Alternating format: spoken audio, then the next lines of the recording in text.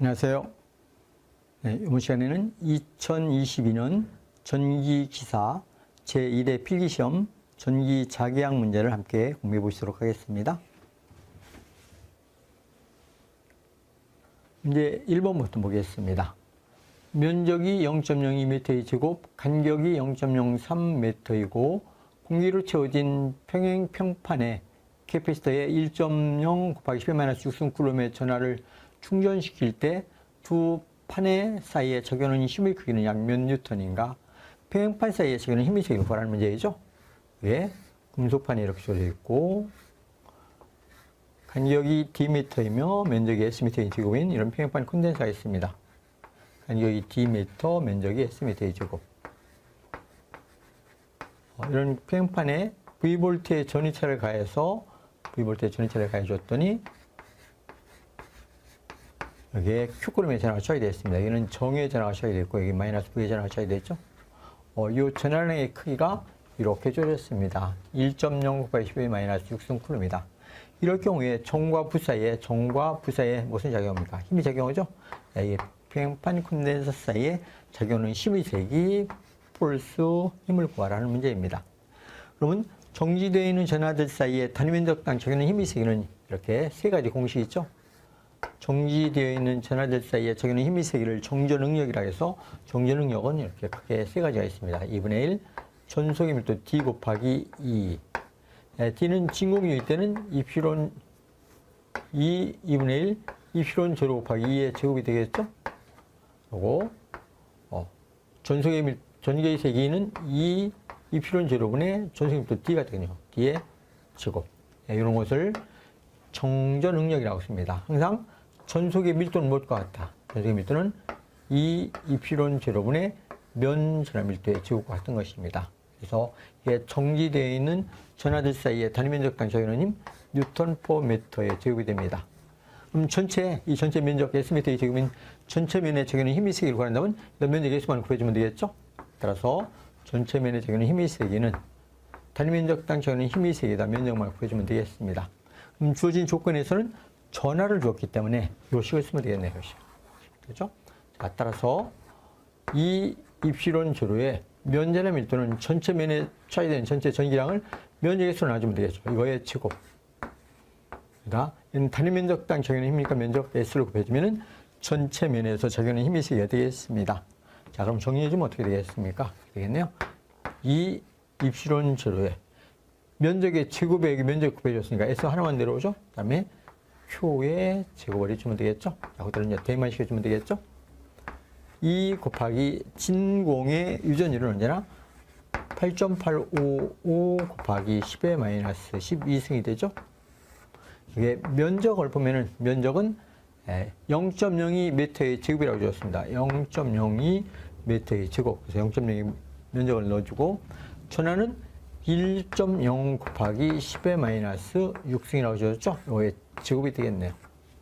그럼 제곱해주면 결과적으로 10의 마이너스 12승 소거되고 이것으로 2를 나눠주면 되겠네요. 그래서 계산해 보면 얼마가 나오냐면은 2.83 정도의 뉴턴 힘이 나오게 되겠습니다. 답을 찾으면 답은 4번에 있죠? 이제 2번 보겠습니다. 자극의 세기가 7.4 곱하기 10의 마이너스 5승웨버, 길이가 10cm인 막대 자석이 1000A/m의 평등 자개 내에 자개의 방향과 30도로 놓여 있을 때 자석에 작용하는 회전력은 이렇게 물었네요. 이런 얘기죠. 이렇게 자장의 세기가 H가 진행되는 공간에서 길이가 Lm였다는 막대 자석을 이렇게 놨습니다. 했을 때 이 막대 자석에서 작용하는 회전력이 생기거든요. 토크. 중심물을 고정시켜 놨을 때 이 길이는 Lm인 막대 자석을 중심물을 회전할 수 있도록 놓게 되면 이게 회전하는 토크가 생기거든요. 이 각도는 지금 30도라고 주어졌습니다. 세타는 30도이고 자극의 세기가 M가 주어졌죠. M가 얼마이다? 7.4 곱하기 10의 마이너스 5승이라고 주어졌습니다. 자, 이럴 때 이 막대 자석이 회전을 내는 토크 타우는 어떠냐? 토크 회전력입니다. 토크 타우는 MHL 사인 세타가 되죠. 그래서 공식 여기다 대입만 시켜주면 되겠습니다. 저기세기는 7.4 곱하기 10의 마이너스 5승. 최장의 세기는 100A/m이며 길이가 10cm니까 10cm는 0.1m가 되죠. 각도는 30도라고 줬습니다. 30도, 사인 30도 얼마가 됩니까? 2분의 1이 되겠죠? 2분의 1배를 해주면 되겠네요. 2분의 1. 자, 그럼 정리해보면은, 여기에 100 곱하기 10이니까 12죠? 10은 10의 마이너스 4승이 되네요. 그럼 10의 마이너스 4승 곱하기 2분의 7.4니까 3.7이 나오네요. 그렇죠? 3.7 곱하기 10의 마이너스 4승 토크니까 단위는 뉴턴 메타가 되겠습니다. 그래서 3.7 곱하기 10의 마이너스 4승에서 답은 2번에 있네요. 문제 3번 보겠습니다. 유전율 입시론이 이 입시론 재료이고 투자율을 뮤재료인 비도전성 유전체에서 전자파의 전개의 세기 2가 주어졌습니다. 2가 Z축 방향으로 진행되는 시간함수라는 뜻입니다. 그래서 120 파이 코사인 10의 구승 t, 이 오메가 t가 되죠? 마이너스 베타 Z축 방향으로 진행되며 이렇게 주어졌습니다. y에 이게 단위 벡터, 기원 벡터라는 뜻입니다. y축 방향으로 진행되고 있네요. 그러면 전개의색 2가 y축 방향으로 진폭하면 꼭 알아둘 것은 자개의색 h는 어디로 진행된다? 자개의색 h는 얘는 y축 방향으로 진행되는 것이 아니고 얘는 x축 방향으로 진폭해야 됩니다. x축. x축으로 진폭하되 전개의색 2가 플러스 y축이니까 얘는 마이너스 x축으로 진폭한다. 이런 것을 알아주셔야 됩니다. 자, 그럼 여기서 유전율이 입시론 제로, 입시론 S 값이 얼마가 됐다. 이 입시론 제로가 됐으니까 비전율 입시론 S는 얼마이다. 2라는 것을 알아두시고 비투자율 뮤는 무엇이냐. 뮤는 뮤 제로, 뮤 S인데 얘가 뮤가 됐으니까, 뮤 제로가 됐으니까 그래서 비투자율 뮤 S는 얼마이다. 2라는 걸 줄 수 있죠. 자, 그러면은 얻어낼 수 있겠죠. 이 전자파 갖는 고유 임피던스는 어떻게 된다. 고임피던스 에타로 썼을 때 에타는 뭐냐면은 자기에 대한 전개의식이 B가 되었죠. 이 값은 어떻게 된다? 루트 입시론 분의 투자율이 됩니다. 이건 진공의 유전율과 투자율로 불리우면은 입시론 제로, 뮤 제로 곱하기 루트 입시론 S, 뮤 S가 되죠. 그럼 이 값은 진공의 유전율인데 진공의 투자율의 지곡근은 무엇이 된다? 이것은 120 파이가 됩니다. 이게 비전율은 1이고 비전율은 2이고 비투자율이 1이니까 루트 2분의 1이 되네요. 이 값이 자개와 전개의색이 B가 됐다. 이런 뜻입니다. 자개와 전개의색이 B가 됐다. 그럼 자개의색이 구하려면 교환하면 되겠죠. 따라서 자개의색을 이제 산출할 수 있겠죠. 자개의색이 H는 무엇이냐? 는 주죠. 전개의색이 1, 이 값이죠. 전개의색이 이거를 뭐라 합니까? 120 파이 곱하기 루트 2분의 1로 나눠졌습니다. 그럼 여기서 120파이와 120파이 없어집니다. 그래서 이렇게 그냥 막바로 쓰면 되겠네요. 써볼까요? 120파이, 루트 2분의 1은 오히려 하니까 루트 2가 되었고, 여기서 이 값은 얼마이다? 왜? 120파이 코사인의 10의 구승 t 마이너스 베타 z로 줘졌죠? 방향이 어디로 진행된다? 마이너스 x로 진행되니까 여기다 마이너스 x의 기본 벡터를 넣어주면 되겠죠.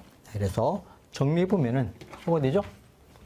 120파이와 120파이 소거됩니다. 그래서 정리해주니까 이렇게 되네요. 마이너스 루트 2 코사인 10의 구승 t 마이너스 베타 z의 x축 방향으로 진폭하더라. 이렇게 답하시면 되겠습니다. 자기세기 단위 암페어/메타를 쓰면 되겠죠? 이렇게 해서 보기에서 찾아보면 답은 1번에 있죠? 답은 1번이 되겠습니다. 마이너스 루트 2 코사인 10의 구승 t 마이너스 베타 z가 되어서 1번이 되었습니다. 이제 4번 보겠습니다. 자기율에서 전기율에서의 도전율 시그마에 대응되는 것은 이렇게 물었네요. 전기회로와 자기회로를 볼 때 전기회로와 자기회로를 분류할 때 이렇게 대응관계를 갖습니다. 자기회로. 자속하기가 순환하는 회로를 자기회로, 전류 아이언 배 조력하로 순환하는 회로를 전기회로라고 쓰죠. 전기료에서의 기전력 2 볼트가 되죠. 기전력과 대응되는 것은 무엇이 된다? 자기료에서는 기자력이라고 씁니다. 기자력은 F로 써서 기자력은 무엇이 된다? NUI가 되죠. NUI, 암페어 턴이 되는 것입니다. 얘는 암페어 턴이 되고, 그래서 전기장 R은 무엇입니까? 고유장 단면적 S분의 길이 L로 쓸 수 있죠. 이런 것은 고유장 역수를 도전이라고 합니다. 그럼 도전율 단면적분의 길이 L로 되겠죠. 자기장은 자숙과의 진행을 방해하는 자기장을 R로 마그네틱이라고 썼을 때 자기장은 투자율 단면적분의 길이 L화 되는 것입니다. 전기율에서는 오미법칙에서 전류 I는 무엇이 된다? I는 R분의 A라고 쓰고, 자기율에서 자숙과의는 무엇이 된다? 자숙과의는 R로 마그넷분의 기자력 NY가 되는 것이다. NY. 이것이 전기율의 오미법칙, 자기율의 오미법칙에서 대응관계를 이렇게 이해하시면 되겠죠. 그래서 전기율에서의 도전율은 자기율에서 무엇과 대응된다? 이게 투자율이거든요. 자속화율을 투과시킬 수 있는 능률, 투자율과 대응이 됐더라. 답은 3번에 있죠. 전기율의 도전율은 자기율의 투자율과 대응관계를 갖더라. 그렇죠? 이제 5번 보겠습니다. 단면적이 기준하는 환상철심의 곤수 100회인 A 코일과 곤수 NUB인 B 코일이 감겨져 있다. A 코일의 자기인덕 전수는 100mH이고 두 코일의 상위인덕 전수는 20mH이고 결합계수가 1일 때 B 코일의 곤수는 몇 회인가 이렇게 물었네요. 이런 얘기죠. 이런 환상철심이 있고 여기다 A 코일과 B 코일을 감았습니다. A 코일을 이렇게 감고 B 코일을 감았죠. A 코일의 곤수를 NU A로 줄였고 B 코일의 곤수를 NU B로 줄였습니다. 이때 뮤추얼 상호인덕 전수가 얼마이다? 상호인덕 전수는 20mH이고 A 코일의 자기인덕 전수 A로 A 값은 얼마가 됐다? 얘는 100mH라고 줄였습니다. 자, 이럴 때 A 코일의 곤수가 1000에 감겨 있다. 얘가 1000번 감겨 있습니다. 1000번 감겨 있다. 이럴 때 이 B 코일의 곤수는 얼마인가? B 코일의 곤수를 구하는 것이죠. 자, A 코일의 자기인덕 전수 LA는 어떻게 된다? A 코일의 자기인덕 전수는 자료의 길이 L분지 투자율 뮤 NUA의 제곱 곱하기 S가 A 코일의 자기인덕 전수입니다. 그럼 상호인덕 전수 뮤추는 어떻게 됩니까? 상호인덕 전수라는 것은 자료의 길이 L분지 투자율 뮤에 NU A 코일의 곤수 곱하기 NU B 코일의 곤수에다가 면적의 S로 곱해주면 됩니다. 그럼 여기에다 같은 수로 곱해주고 나눠줘 볼까요? 여기다 NU A 코일의 곤수와 NU A 코일의 곤수를 분자분모에 곱해주면은 NUA의 제곱이 됐죠? 그러면 L분지 뮤 NUA의 제곱 곱하기 S는 자기인덕 전수 L1이 되죠? 그럼 이렇게 되는 것입니다. 얘는 NU A 코일의 자기인덕 전수 곱하기 NUA분의 NU 여기 B가 남았죠? B가 되는 것입니다. NUA의 제곱, NUA의 제곱은 여기서 빼낸 것인가요? 그렇죠? 자, 따라서 B 코일의 곤수를 구하라 했으니까 따라서 B 코일의 곤수 NUB는 무엇이 된다?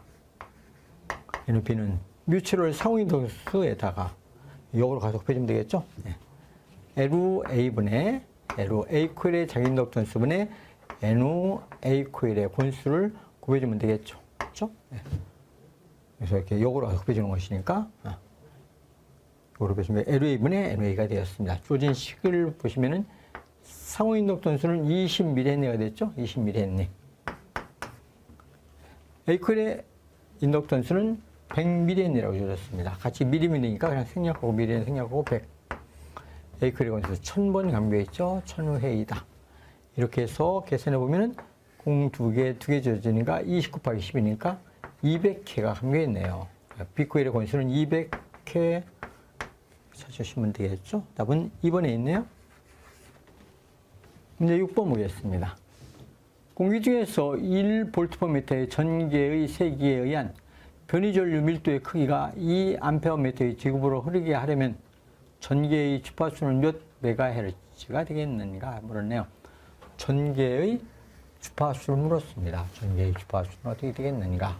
몇 메가헤르츠인가 이렇게 물었죠. 네. 그러면 전개의 세기가 1V/m라고 줬습니다. 전개의 세기의 시료값이 예를 들어서 1V/m이다. 그러면 여기서 주파수를 구하려면 원래 변이전류 밀도는 얼마냐? 변이전류 밀도.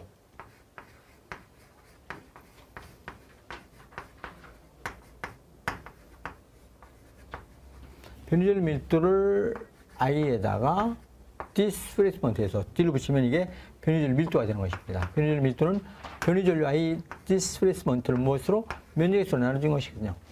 예, 변이전류 밀도를 면적으로 나눠주니까 이렇게 되죠. 변이전류를 면적으로 나눠주니까 라운드 t분의 라운드 전속 밀도 d가 바로 이게 변이전류 밀도가 되는 것입니다. 그럼 이 전속의 밀도는 무엇이다? 유전율 곱하기 라운드 t분의 라운드 2가 되겠죠. 이를 어떤 파도 형태로 전파되는 전자파이다. 그렇다면 이 값은 어떻게 된다? 이 값이라는 건 이렇게 되죠. 이 제로에 사인으로 써도 좋고 코사인으로 써도 좋습니다. 그냥 코사인으로 써볼까요? 사인으로 쓰자. 사인 오메가 t. 코사인으로도 해도 좋고 사인으로 해도 좋습니다. 자, 그래서 시간T로 이걸 미분해주면 어떻게 된다? 그럼 변이전류 밀도는 유전율이 있죠? 각속도매가 나옵니다. 각속도매가 나오고 E0 최대값 정의 최대값입니다. 그럼 여기다 사인을 미분하니까 오메가 코사인 오메가 t가 되었습니다. 그럼 이게 최대값인데 이 최대값 루트 1을 나누면 시루값 되겠죠? 그럼 변이전류의 시루값 i 디스플레이스먼트는 무엇이 된다? 각속도 2파이 f 유전율을 지금 공기중이 나겠죠? 그럼 공기중 입시원 제로를 넣어주면 되죠. 입시원 제로 2의 시루값 2를 넣어주면 되겠죠? 자, 여기서 이 주파수를 구하는 것입니다. 자, 주파수를 구해볼까요? 변이전류의 주파수 F는 여기다 쓰겠습니다. F는 2파이 유전율 전개식으로 나눠주면 되겠죠? 변이전류 밀도 I의 디스플레이스먼트를 2파이 진공의 유전율 입시론 제로 곱하기 2로 나눠주면 되겠네요. 따라서 변이전류 밀도는 2A/m의 제곱이 되었죠? 얘는 2가 되었습니다. 2파이의 진공의 유전율은 8.855 곱하기 10의 마이너스 12승이 되었죠? 전기의 세기는 1V/m라고 줄였습니다. 1V/m라고 줄였죠? 자, 그래서 이것을 정리해 보면 이렇게 되겠네요. 이게 2와 2 소거되죠. 소거되고 10의 마이너스 12승이 올라갑니다. 12승 올라갑니다. 올라가고 그러면은 파이 곱하기 8.85로 분의 1을 해주면 됩니다. 파이 곱하기 이걸 해주면 얼마가 됩니까? 파이면 3.14 해서 얼마가 된다? 이렇게 되면은 계산해 보면은 이 값이 이렇게 나옵니다. 계산이 좀 복잡한데 계산기로 확인해 보십시오. 그러면은 계산해 보시니까 얼마가 되냐면은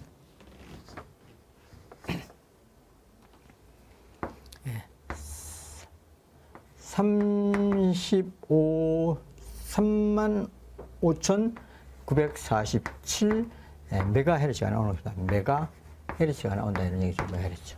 그래서 메가헤르츠가 나오니까 약 얼마이나 물었으니까 36,000이 되겠네요. 약 36,000 메가헤르츠. 약 36,000 메가헤르츠가 될 것이다. 메가헤르츠가 될 것이다. 이렇게 찾으시면 되겠죠. 36,000입니다. 36,000. 그래서 보기에서 찾으면 36,000. 3번의 답이 있죠? 답은 3번이 되겠습니다. 계산기로 확인해 보시면 되겠죠? 내부 원통 도체의 반지름이 1m, 외부 원통 도체의 반지름은 bm인 동축 원통 도체에서 내외 도체 간의 물질의 도전율이 시그마일 때 내외 도체 간의 단위 길이당 컨덕턴스는 얼마인가? 컨덕턴스를 구하는 문제이네요. 우선 이런 공식이 조되어 있죠. 저항 R 곱하기 C는 무엇입니까? R 곱하기 C는 고유저항 곱하기 유전율이 되거든요. 그래서 저항값 R을 구하라. R은 건 무엇이 된다? C분의 로 유전율이 되겠습니다. 그럼 컨덕턴스는 무엇입니까? 컨덕턴스 G는 무엇이 된다? G는 저항의 역수가 되겠죠? 역수가 되니까 무엇이 됩니까? 로 유전율분의 C가 되네요. 그럼 여러분들 평행 도체의 단위 길이당 정전 영향 기억하시죠? 평행 케이블입니다. 여기는 내부 원통 도체의 반지름 Am, 외부 원통 도체의 반지름 Bm 이게 케이블이 되네요. 그럼 케이블의 정연량 다 기억하시죠? 동축 원통 도체 즉 케이블의 단위 길이 1m에 대한 정전 영향은 ln A분지 B분의 2파이 유전율이 필요이 되는 것입니다. 그래서 C값 대신 여기다 대입하니까 되겠죠? 고유저항 유전율분의 1 곱하기 C값 대신 이걸 대입하면 되죠. ln A분지 B분의 2파이 유전율이 되었죠? 자, 따라서 유전율 소호시키니까 이렇게 되네요. 컨덕턴스 G는 로우 ln A분지 B분의 2파이가 되었습니다. 네, 지금 고유저항을 주지 않고 도전율을 주었습니다. 그럼 고유저항의 역수가 무엇이냐? 도전율이 되죠? 그래서 이렇게 되겠네요.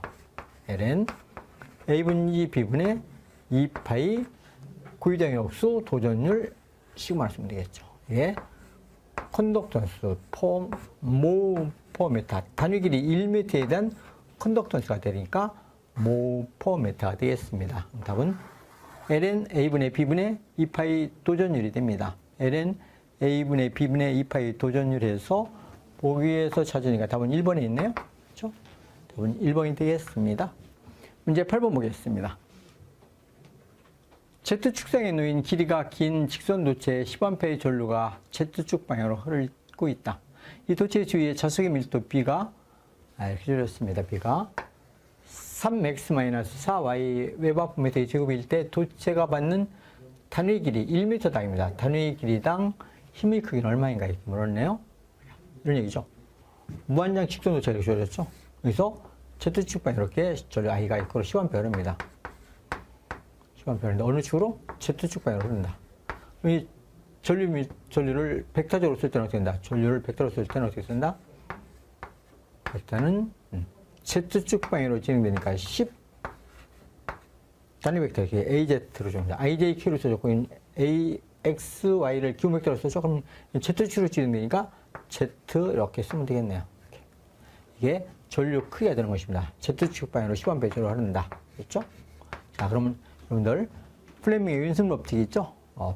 자기 중에서 도체에 전류를 넣을 때 이 전류가 받는 힘의 세기를 플레밍이라는 걸 연구했다 해서 플레밍의 윈슨 법칙에서 힘 폴스는 어떻게 된다? IBL 사인 세타 이렇게 공부하시고 계시죠?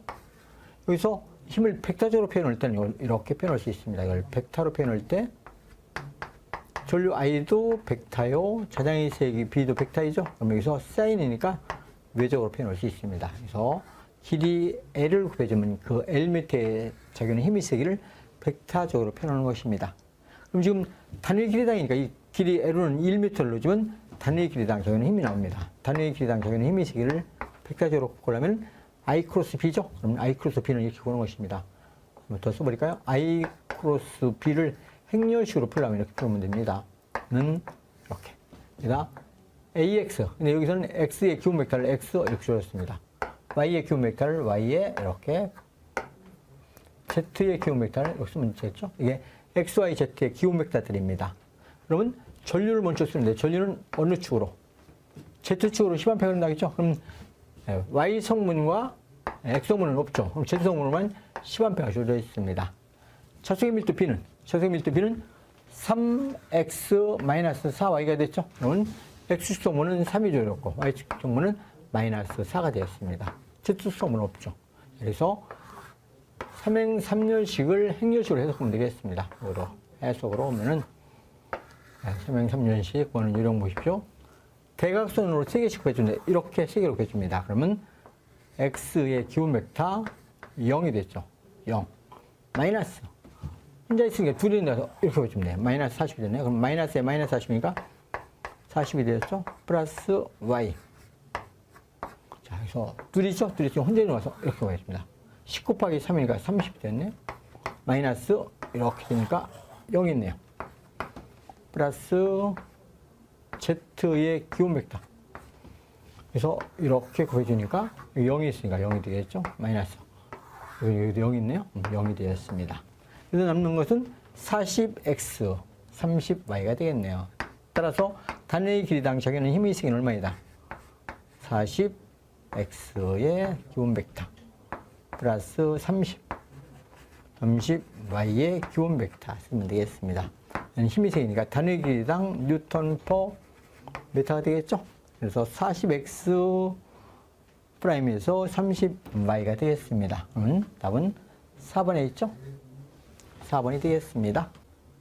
진공 중 한 변의 길이가 0.1m인 정삼각형의 3정점 A, B, C에 각각 2.0 곱하기 10-6승 쿨럼의 점전하가 있을 때 점 A의 전하에 적용하는 이 힘은 몇 뉴턴인가? 힘의 세기를 구하는 문제이네요. 정삼각형이니까 이렇게 주어지겠죠? 여기에 B점, 여기가 C점, 여기가 A점을 놓을까요? A점. 이게 정삼각형입니다. 한 변의 길이가 몇 미터? 0.1m. A가 있고로 0.1m. 여기도 똑같이 0.1m.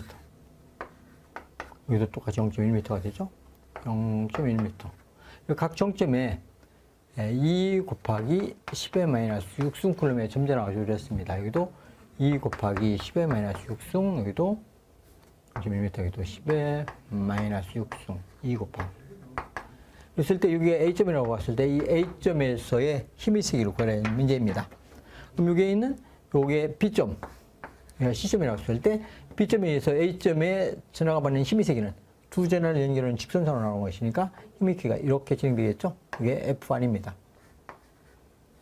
F1 쓰죠. 그럼 여기에 있는 전하로 이 점의 전개의 힘의 세기는 어떻습니까? 연장선을 그니까 이렇게 일직선이 되겠죠? 이렇게. 그래서 이게 F2가 되겠죠.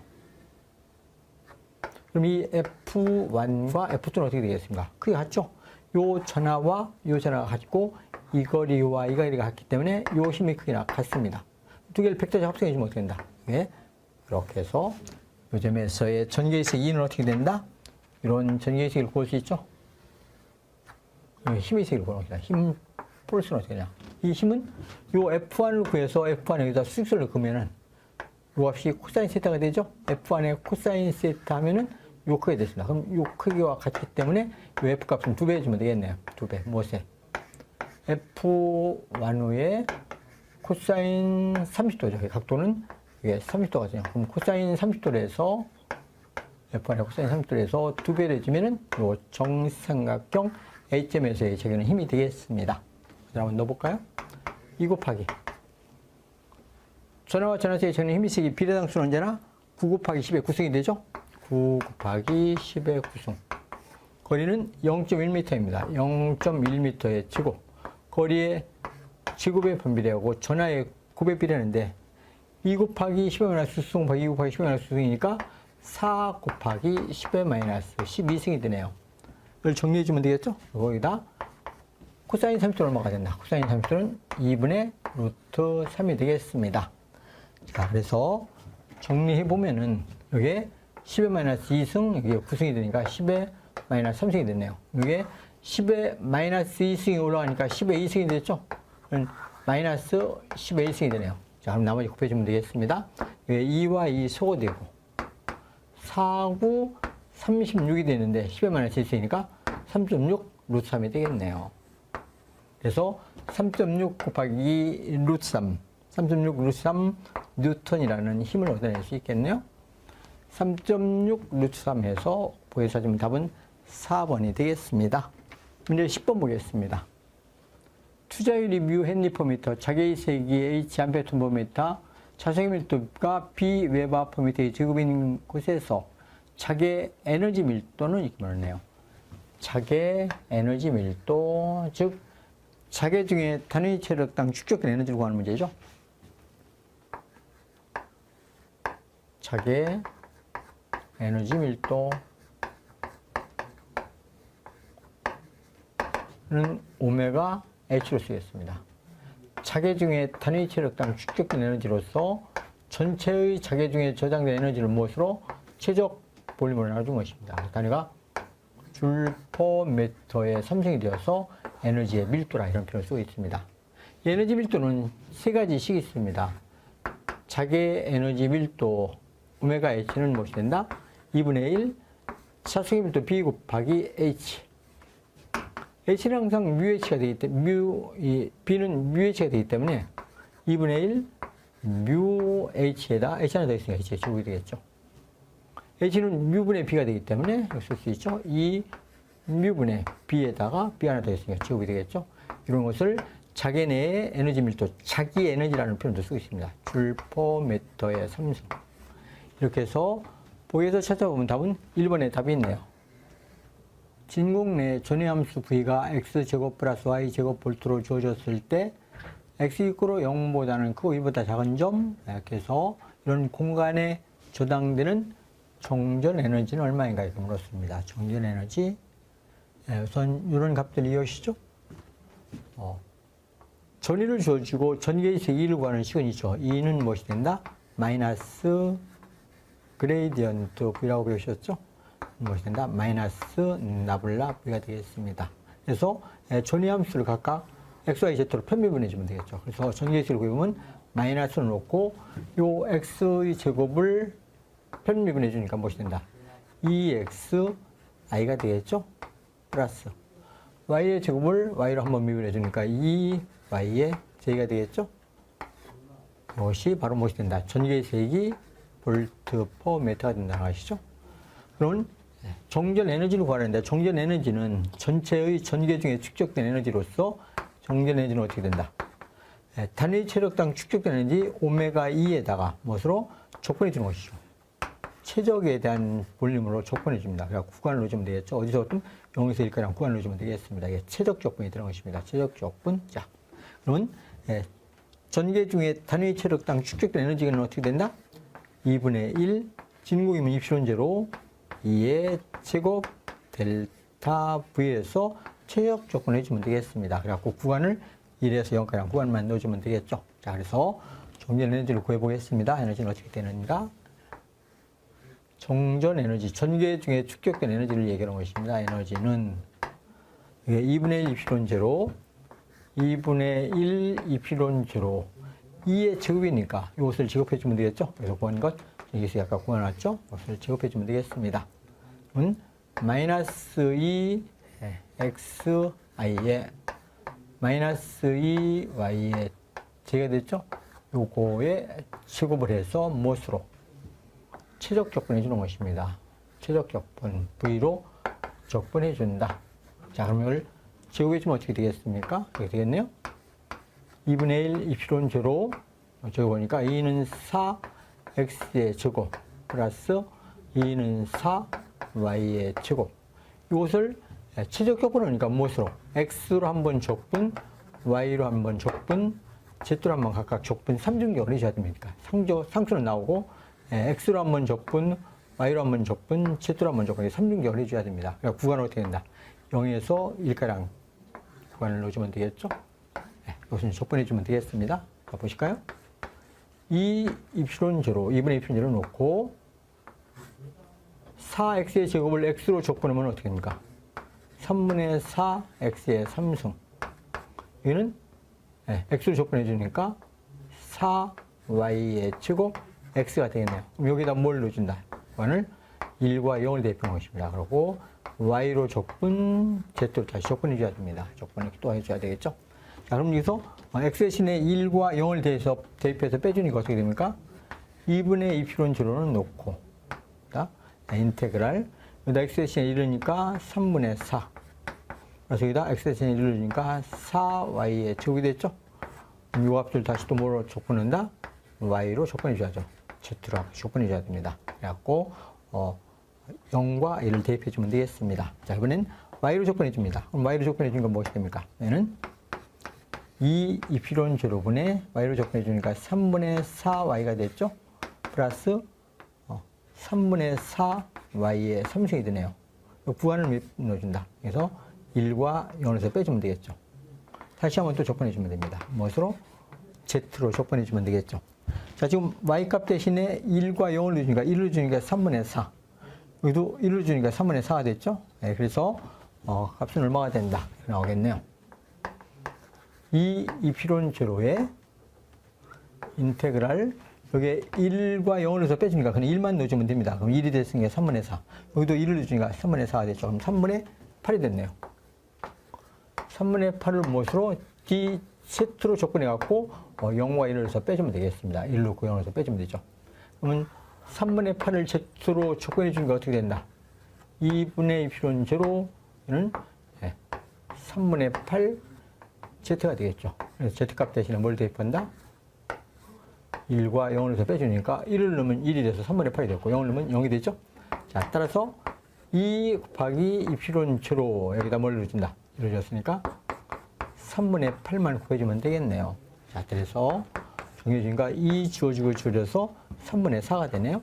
3분의 4 이프론 제로 전체의 체력에 축적된 에너지 줄이 되겠습니다. 이것을 우리는 정전 에너지의 값이라 해서 보기에서 찾아보면 답은 1번에 있네요.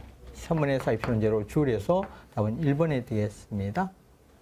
이제 12번 보겠습니다. 전개가 유리에서 공기로 입사합니다. 유리에서 공기로 입사할 때 입사각을 세타1이요. 굴절각을 세타2로 할 때 유리에서의 전개 2완과 유리에서의 전개 2완과 공기에서의 전개 2,2의 관계식을 물었네요. 자, 우선 경계면의 조건 보실까요? 이 두 종류의 물체가 접해 있는 면을 경계면이라 하며 경계면에 전기가 입사합니다. 전기가 이렇게 입사하죠. 네, 이 완유의 전기가 입사합니다. 여기 유전율은 입시론 1이 됐고 여기는 유전 입시론 2가 됐는데 지금 입시론 1 쪽이 유리입니다. 유리니까 얘는 입시론 제로, 입시론 S가 되는데 이 유리의 이 비전율은 매우 크거든요. 일반적으로 3.5에서 약 9.5 정도 같거든요. 그래서 비전율이 매우 크고 공기는 비전율이 약 1이거든요. 얘는 약 입시론 제로입니다. 여기 유전율이 크기 때문에 여기 입사점을 놓고 봤을 때 이 입사각이 커야 됩니다. 입사각은 항상 굴절각이라고 굴절각은 유전율에 비례한다고 했지 않습니까? 그럼 유전율이 작으니까 굴절각이 작아져야 되겠죠? 세타2는 이렇게 작아집니다. 유전율이 작기 때문에 굴절각이 작아집니다. 자, 그래서 상단부의 유전율 입시론 1과 입시론 2를 볼 때 입시론 1이 크지 않습니까? 그러면 굴절각은 유전율의 비례이기 때문에 세타1과 세타2는 어떤 관계가 있다? 항상 세타1, 유전율이 큰 쪽에서 입사각이 크거든요. 그래서 세타2보다는 큽니다. 자, 그러면 이런 조건을 놓고 굴절의 법칙이라는 게 있죠. 굴절의 법칙. 굴절의 법칙에서 일식을 보면은 일식, 전개식이 되는 것이니까 일식을 보면은 굴절의 법칙 일식은 무엇이 된다? 이 완후의 전개색이 사인 세타1, 이게 접선소문이라는 것입니다. 전개색의 접선소문은 경계면 양측에서 서로 같다. 사인 세타2 이렇게 넣어주면 되죠. 자, 그럼 여기다 이제 각도를 넣어주시면 되겠습니다. 세타1 값이 세타2보다 크니까 이걸 그냥 임의로 넣어줍니다. 예를 들어서 60도로 넣을까요? 세타1은 60도로 넣어보자. 그럼 세타2는 30도로 넣으면 되겠죠. 그럼 세타1이 세타2보다 크죠? 여기다 각각 넣어주면 이 완유의 사인 60도는 얼마가 됩니까? 사인 60도는 2분의 1, 3이 되죠? 는 6% E2에 이는 30도입니다. 사인 30도는 얼마가 됩니까? 사인 60도는 이게 2분의 1이 되네요. 사인 30도는 2분의 1이고, 그렇죠? 사인 30도는 2분의 1, 그렇죠? 2분의 1 이렇게 됐네요. 사인 60도는 2분의 루트 3, 사인 30도는 2분의 1. 그래서 2와 2는 소거되죠? 그럼 어떻게 됩니까? 2의 루트 3배를 해주니까 무엇이 됩니까? 2가 됐죠? 그래서 2완이 된 것입니다. 2완. 2는 2완의 루트 3배가 되네요. 그럼 2가 크게 됐죠? 그렇죠? 그럼 이 식에서 보시면은 2완과 2는 어떤 관계가 있다? 2가 2완보다 루트 3배가 크네요. 이렇게 크죠? 그래서 이런 관계가 주어져 있을 때 공기 중에서의 전개의 세기보다 이 전개의 세기가 전기력의 밀도이거든요. 그러면 공기 중의 전개의 세기가 유전체의 전개의 세기보다 커지는 것입니다. 유리 중에 있는 유전체 중의 전개의 세기보다 공기 중의 전개의 세기가 커진다. 왜? 전기력선은 유전율이 작은 쪽으로 모이거든요. 그럼 유전율이 작은 쪽, 공기 중에 유전율이 작지 않습니까? 거기에 모이지 않습니까? 전기력선의 이게 밀도라는 게 전개의 세기가 전기력선의 밀도거든요. 그럼 전기력선이 유전율이 작은 쪽으로 모이니까 이쪽에 전개의 세기가 높아지고 이쪽은 작아지겠죠? 그래서 공기 중에 전개의 세기가 이렇게 커집니다. 자, 그럼 보기를 보실까요? 세타1과 세타2 중에서 세타1이 크고, 그리고 2완과 2는 2가 커야 됩니다. 그러니까 이건 틀렸죠. 여기서 틀렸고, 그럼 2가 커야 되니까 요 3번이 바른 답이 되겠네요. 입사각은 세타2보다 크고, 전개의 세기는 2가 공기 중의 전개의 세기가 크다. 그래서 답은 3번이 되겠습니다. 문제 13번 보겠습니다. 진공 중에 4m의 간격으로 평행하게 두 개의 무한 평판 도체가 각각 플러스 4쿨럼퍼미터의 제곱, 마이너스 4쿨럼퍼미터의 제곱의 전하가 주어져 있을 때 두 도체 간의 전위차를 물었네요. 전위차를. 그러니까 평행판 사이에 전위차를 묻는 것입니다. 평행판 사이의 전위차. 이 평행판은 일반적으로 무한 평행판이라고 보는 것입니다. 실은 간격에 비해서 매우 넓은 그런 평행판이 있습니다. 이런 평행판에 여기에 면전하가 시그마가 있고 뭐겠습니까? 4쿨럼퍼미터의 제곱이 주어져 있고 여기도 마이너스 시그마가 주어져 있습니다. 마이너스 시그마는 마이너스 4쿨럼퍼미터의 제곱이라는 면전하가 분모되어 있을 때 이 평행판 사이에 이 전위차는 얼마가 되겠는가? 전위차를 구하는 얘기다. 전위차 값은. 그럼 이런 평행판 사이의 전개식 2는 어떻게 됩니까? 평행판 사이의 전개식 2는 무엇이 된다?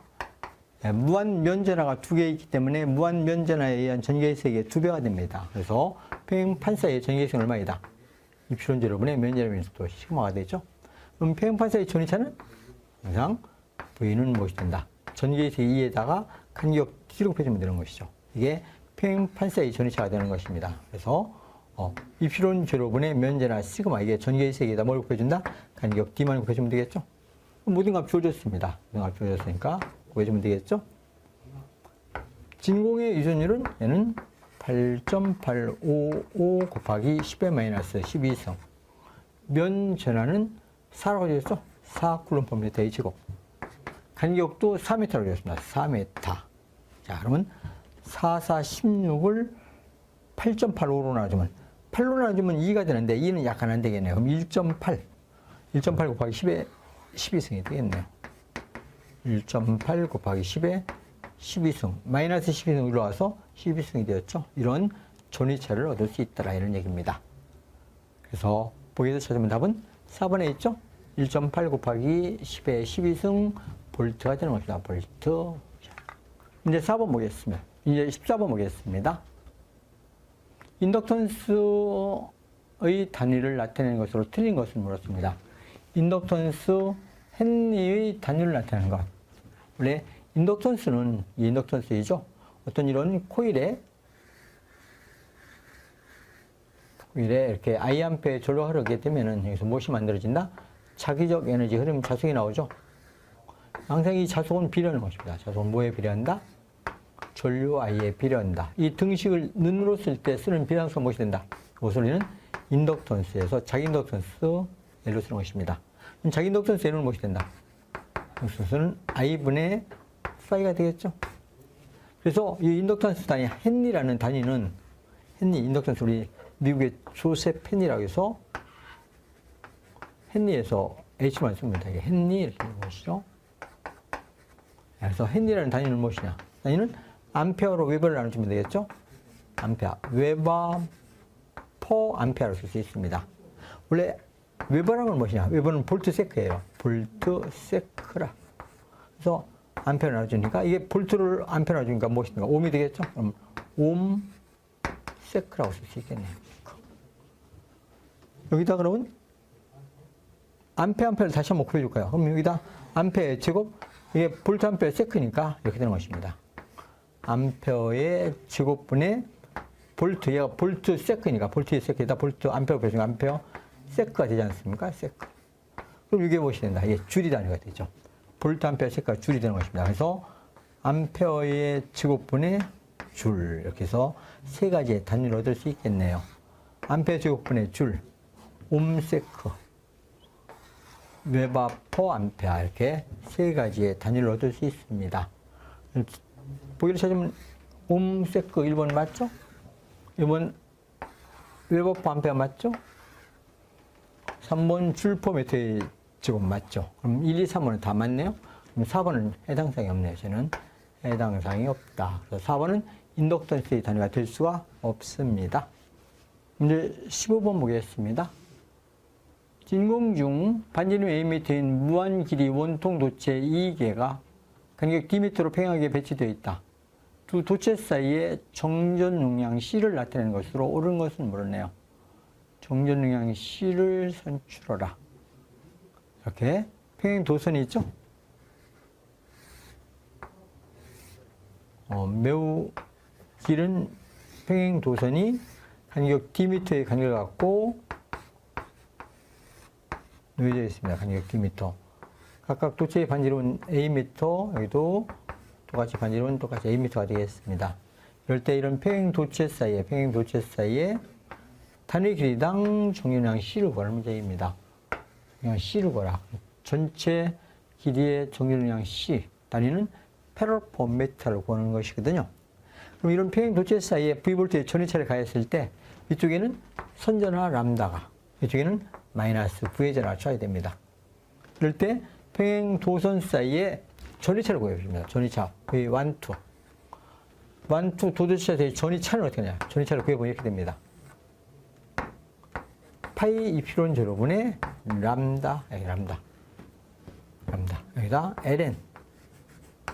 그래서 이건 간격 d분의 반지름 a분의 간격 d-a가 됩니다. 이건 보편적으로 무시하는 경우가 많은데요.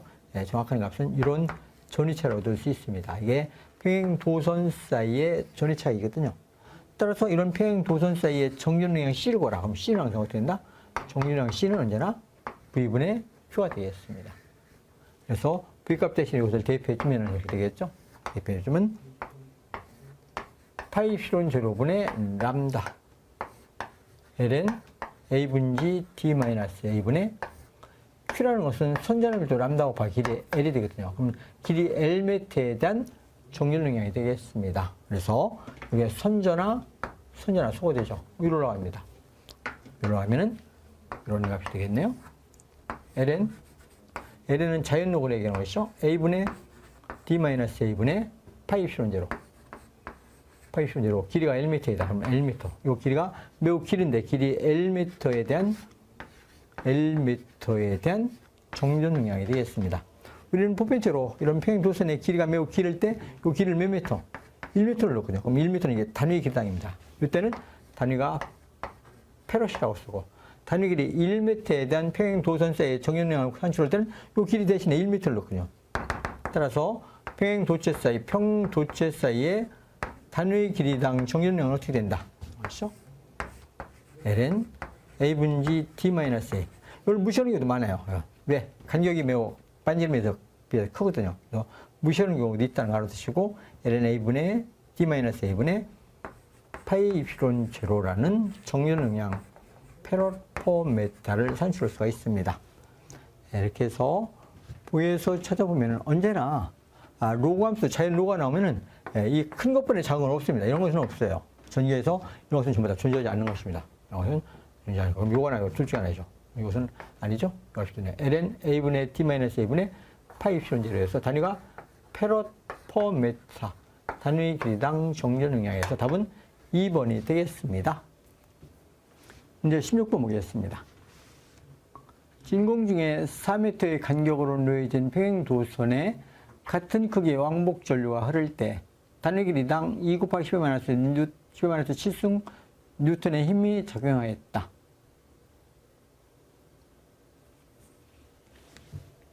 다시 이것도 보자.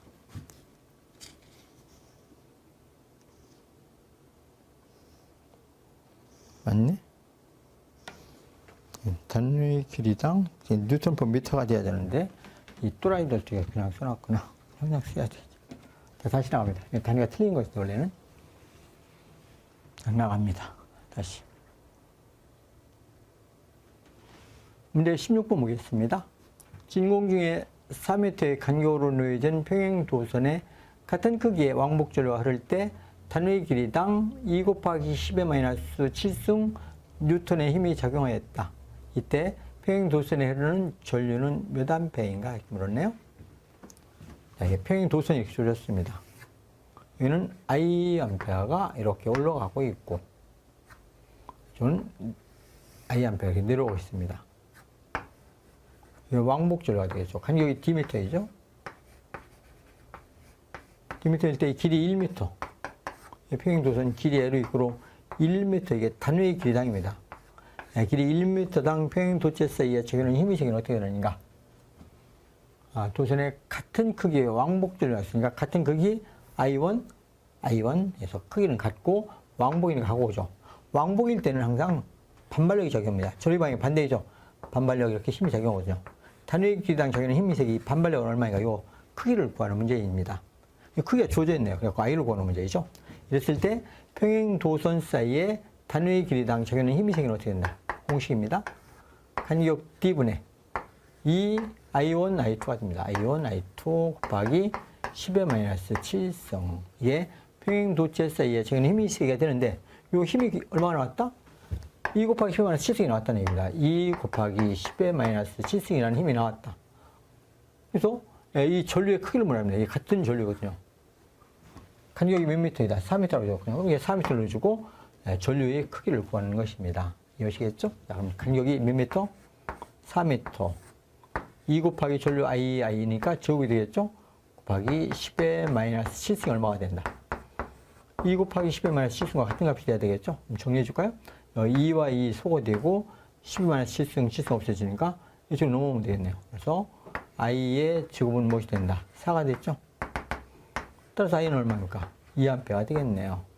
그래서 이 도체에 흐르는 전류는 2A의 왕복 전류가 흐른다. 2A 답은 2번에 있죠? 이제 17번 보겠습니다. 평행 급판 사이에 간격이 D미터이고 정전 용량이 0.3 마이크로페럿인 공기 캐패시터가 있다.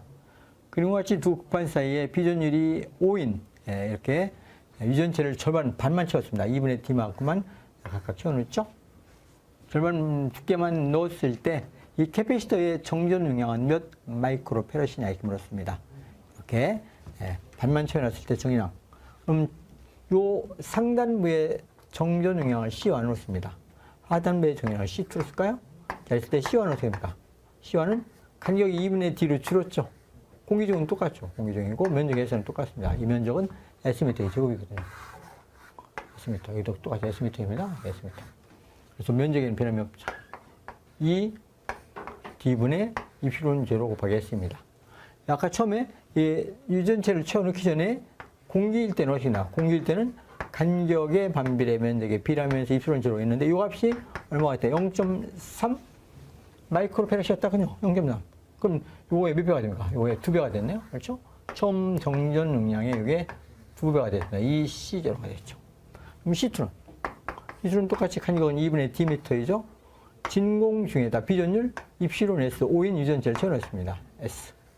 그래서 2 올라가고 T분의 입실온 제로에서 이렇게 되네요. 2 입실온 S C0가 되었습니다.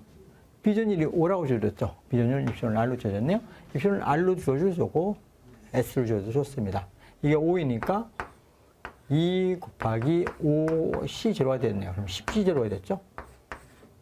C0. 자, 이러면 이게 C1과 C2가 무슨 접속이다? 직렬 접속이죠. 이게 C1이요, C2가 직렬로 접속인 것입니다. 따라서 합성 정전량이 C는 무엇이 된다? 직렬일 때는 합분의 곱이 되죠? C1 플러스 C2분의 C1 곱하기 C2가 되겠습니다. 그래서 C1 2C0 플러스 10C0에다가 2C0 곱하기 10C0가 됐네요. 그래서 12분의 20C0가 됐습니다. 그렇죠? 12분의 20이 됐습니다. 2 곱하기 10이니까 C0 다 없어지고 하나 나왔죠? C0가 됐습니다. 그럼 이제 대입해 주면 되겠죠. 12분의 20 곱하기 C0가 0.3이 됐죠? 그러면 0.3을 빼주면 지워주고 6이 됐네요. 6. 그럼 12분의 6이니까 2분의 1이 되네요. 0.5가 되죠. 0.5 단위가 얘가 마이크로페럿이니까 마이크로페럿이라는 정전 용량을 얻을 수 있네요. 0.5 마이크로페럿에서 거기서 잡으면 답은 4번에 써 있네요. 반지름이 A미터인 접지된 구도체와 구도체의 중심에서 거리 D미터 떨어져 있는 곳에 점전화가 존재할 때 점전화에 의한 접지된 구도체에서의 영상전화에 대한 설명으로 틀린 것을 물어내요. 틀린 것. 이런 얘기입니다. 여기 반지름이 A미터인 구도체가 있죠. 그래서 거리 D미터 떨어져 있는 곳에 중심적으로 D미터인 곳에 점전화 Q쿨럼의 점전화가 주어져 있다는 얘기입니다. 이랬을 때 그래서 처음에는 플러스 마이너스 동량이 있었는데 플러스와 플러스 반발해서 플러스는 뒤로 밀려가고 마이너스는 앞으로 흡입하는 힘에 의해서 앞으로 끌려오게 됩니다. 그래서 이 접지를 하게 되면은 대지로부터 마이너스가 올라가서 플러스는 소식입니다. 중화됐죠. 뭐가 남는다? 마이너스의 부의 전압만 남습니다. 그럼 이 접지 구도체에 나타나는 영상 전화와 영상전은 이 중심에 있지 않습니다. 앞으로 끌려왔기 때문에 중심으로부터 이동하는 거리 xm만큼 이동합니다. 그래갖고 영상전은 어디에 있다? 영상전화는 항상 여기에 존재한다고 보시면 되겠습니다. 요점에 영상전화가 나오고 있거든요. 위치, 요 거리는 몇 미터 이동하느냐? 위치를 구하는 얘기입니다. 위치를 구해봐라. 우선 영상전의 크기를 Q 프라임이라고 내는 것이 된다. 마이너스, 부가 항상 반대입니다. 여기 나오는 것은 마이너스는 소가 되고 플러스는 소가 되고 마이너스만 남아있거든요. 그래서 부호는 반대. 뭐에는? 이 거리에는 반비례하고 단지는 비례입니다. 그래서 마이너스 D분의 A 이 점전화에 의해서 유도되는 게 영상전화이거든요. 그래서 이 점전화의 크기와 비례 관계를 가져야 되는 것이 영상전화의 크기입니다. 이게 접지 구도체에 대한 영상전화이죠. 위치 X는 어떻게 되냐? X는 항상 여기서 접선을 거쳤을 때 접선 수직가에 딱 떨어지게 되어 있습니다. 그래서 위치를 뭐라고 쓰냐? 위치는 D분의 A의 제곱미터인 곳에 영상전화가 놓여져 있습니다. 그래서 영상전의 크기와 위치를 꼭 알아두시고 힘은 항상 무슨 힘이 작용한다? 흡입하는 힘이 나옵니다. 자, 이렇게 놓고 보기를 보실까요? 1번 영상전화는 구도체 내부에 존재한다. 그렇죠? 내부 여기 존재하는 것이죠. 그래서 내부에 존재한다. 맞습니다. 2번 영상전화는 점전화와 구도체 중심을 이은 직선상에 존재한다. 그렇죠? 두 전화를 연결하는 이 점전화와 구도체 중심을 연결하는 직선상 여기에 존재하고 있잖아요. 맞죠?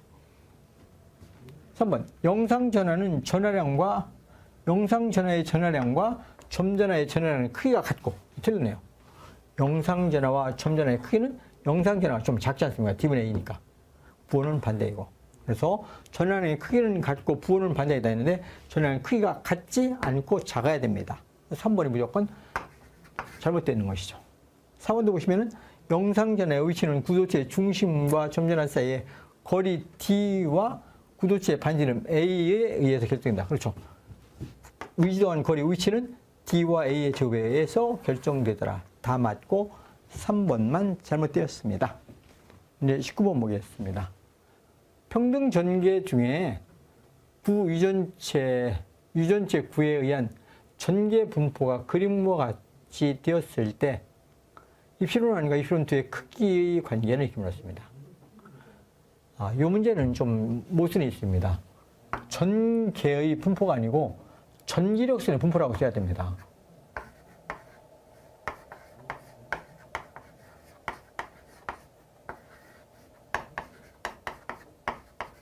전기력선의 분포가 이렇게 조절했으면은 전기력선은 유전율이 작은 쪽으로 모입니다. 그래서 이쪽으로 모였죠. 유전이 모였으니까 유전율이 뭐가 작아진다? 입실론 1과 입실론 2를 보았을 때 유전율이 작은 쪽으로 모여있으니까 얘가 작아야 되겠죠. 이렇게 나오게 되어 있습니다. 그래서 답은 원래 2번이 돼야 되는데 여기서 구에 의한 전개 분포라고 주었습니다. 전개 분포가 아닙니다. 전기력선의 분포해야 되는데 이게 잘못 줬기 때문에 모두 다 정답 처리가 되어 있습니다. 모두 다 맞는 것으로 간주했습니다. 약간만 응용하면 그냥 이건 같다고 찾아갈 수는 있습니다. 전개의 분포가 아니고 전기력선의 분포가 이렇게 주어졌다. 그러면은 전기력선은 유전율이 작은 쪽으로 모이고 전속은 항상 유전율이 큰 쪽으로 모입니다. 그래서 늘 우리가 공부할 때 전속은 유전율이 큰 쪽으로 모이고 전기력선은 반대이다 이렇게 얘기하고 있거든요. 그래서 이게 전기력선으로 주어졌으면 2번이 답이 되고 전개의 분포라기 때문에 약간 모순이 있어서 전부 다 정답 처리되었다 그렇게 이해하시면 되겠습니다. 이제 20번 보겠습니다. 어떤 도체의 규류의 전류가 흐를 때 도체에서 나타나는 표피 효과에 대한 설명으로 드는 것. 자, 표피 효과가 있죠. 도체의 규류의 전류가 흐를 때 도체 표면을 갈수록 전류 밀도가 높아지고 중심으로 갈수록 전류 밀도가 낮아지는 그런 효과를 표피 효과라고 씁니다. 즉 이런 얘기죠. 여기에 원통형 도체가 있습니다. 원통형 도체가 있죠. 도체입니다. 저를 I암페어가 하는데 I암페어 주파수 F헤르츠입니다. F헤르츠의 교류의 조를 할 때 이 전자 유도에 의해서 이 중심부에서는 뭐가? 이 중심부에서는 자속의 변수가 제일 많아요. 항상 자속의 변화하면 거기서 뭐가 생긴다? 이 자속의 변화를 방해하는 방향으로 뭐가 생겨? 역기절 E가 생기거든요. E는 무엇이 된다? E는 마이너스 dt분의 d파이가 되죠. 이게 중심부에서 자속의 변화가 많기 때문에 이 자속의 변화에 의해서 뭐가 생긴다? 반대 방향으로 기절력 E가 생깁니다. 그래서 이 중심부에서는 역기절력 E가 생기기 때문에 저리가 가려면 못 이렇게 맞고 저리가 안 흐르려면 또 흐르라고 또 밀어줍니다. 그래서 이 중심부에서는 역기절력 때문에 저리가 흐를 수 없고 어디에서 저리가 흐른다? 이 도체의 표면 쪽에서 전류가 흐르게 되는 이런 효과를 뭐라 한다? 표피 효과라고 합니다. 도체 표면으로 갈수록 전류밀도가 높아지고 중심부로 갈수록 전류밀도가 낮아집니다. 그래서 표피 효과는 말로 표현하면 어떻게 된다? 표피 효과의 의미는 도체 표면으로 갈수록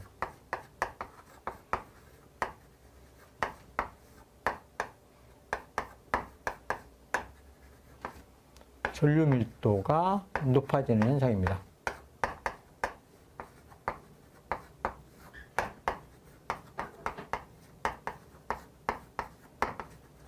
현상을 무엇이라 한다? 표피 효과라고 생각합니다. 표피 효과. 그럼 여기서 전류가 안으로 들어갈 수 있는 깊이를 침투 깊이라고 해서 델타로 씁니다. 이 깊이가 무엇이 된다? 침투 깊이 또는 표피 두께라고 씁니다. 침투 깊이 또는 표피 두께 같은 얘기죠. 델타 단위가 미터가 되죠. 이 침투 깊이는 어떻게 된다? 안으로 들어가는 깊이 침투 깊이라고 해서 델타는 어떻게 된다? 델타는 이렇게 됩니다. 루트 파이 주파수 도전율 투자율의 지곡근의 역수가 되는 것입니다. 단위가 메타. 자, 그럼 보실까요?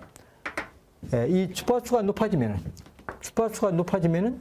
침투 깊이는 낮아지고 침투 깊이는 작아지고 침투 깊이가 작아지니까 표피 효과는 어떻게 된다? 표피 효과는 반대로 가는 게니까 표피 효과는 어떻게 된다?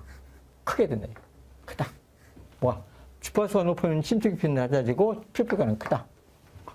도전율이 높아지면 침투 깊이는 낮아지고 표피 효과는 크다. 투자율이거든요. 이 도체의 투자율이 높아지면 어떻게 된다? 투자율이 높아지면 침투 깊이는 작아지고 표피 효과는 크다. 자, 그래서 주파수 도전율 투자율에 비례해서 표피 효과는 증가하게 된다. 이렇게 알아두시면 되겠습니다. 보기를 보실까요? 1번. 도체 중심부보다 도체 표면부에 더 많은 전류가 흐르는 것을 표피효과라 한다. 그렇죠? 도체 표면으로 갈수록 전류 밀도가 높아지는 현상을 표피효과라. 맞죠? 2번. 전류의 주파수가 높을수록 표피효과는 작아진다. 틀렸네요. 주파수가 높아지면 높아질수록 침투 깊이가 작아져서 표피효과는 커지죠. 틀렸네요. 그래서 답은 2번이 틀렸습니다. 나머지는 맞겠죠? 도체의 도전율이 클수록 표피효과는 커진다. 그렇죠? 도전율이 크면은 침투 깊이는 작아지고 표피효과는 커진다. 맞죠? 또 투자율. 도체의 투자율이 클수록 표피효과는 커진다. 네, 다 맞고 2번 주파수가 높을수록 표피효과는 작아지는 게 아니고 커진다 했어야 됩니다. 2번이 잘못되었네요. 이렇게 해서 2022년 제1회 전기기사 전기자격 문제를 함께 공부해 보셨습니다. 고생하셨습니다.